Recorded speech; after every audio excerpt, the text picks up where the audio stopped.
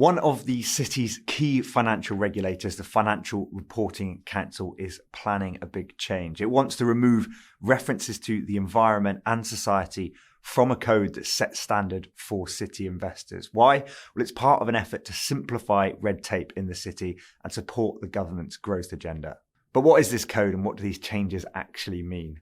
Well, it's called the Stewardship Code, and it's all about setting standards and governing behaviours of investors that back British companies. The code has 273 signatories representing around £45 trillion of assets. While it's designed to prevent unethical decision-making by fund managers, critics argue that in its current form, it's piling regulatory burdens on UK investors and creating frictions between companies and the fund managers that back them. Now, the FRC has announced a set of planned changes to the code open for public consultation until February. The changes involve redefining what stewardship means and removing a clause that focused on creating sustainable benefits for the economy, the environment and society. Among the other changes are plans to streamline reporting requirements and reduce burdens to ensure a clearer focus on the outcomes of stewardship rather than the process. The removal of the terms marks an attempt to lighten the regulatory load on listed companies and their investors amid fears that excessive rules are stifling the competitiveness of the city.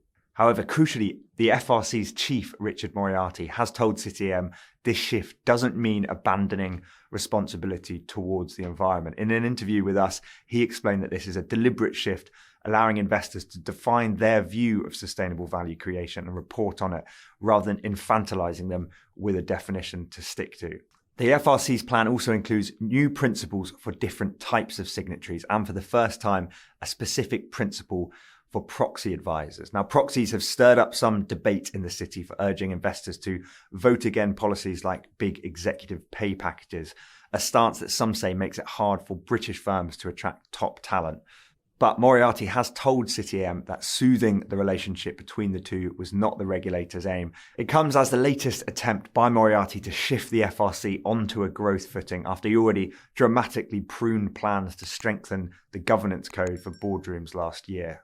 While his predecessor had planned to introduce areas like new environment reporting requirements for firms, Moriarty scrapped many of those planned measures after taking over last October. The changes had already been a point of friction with the previous government, and ministers had shelved legislation that would have tightened reporting practices in the city. But in the King's speech in July, the new government revived plans to strengthen audit practices and introduce a new audit, reporting and governance authority. So what do you think? Should regulators be placing less onus on companies to benefit society and benefit the environment? And should reporting practices be simplified across the city? Let us know what you think in the comments below. And don't forget to subscribe for more news from City AM.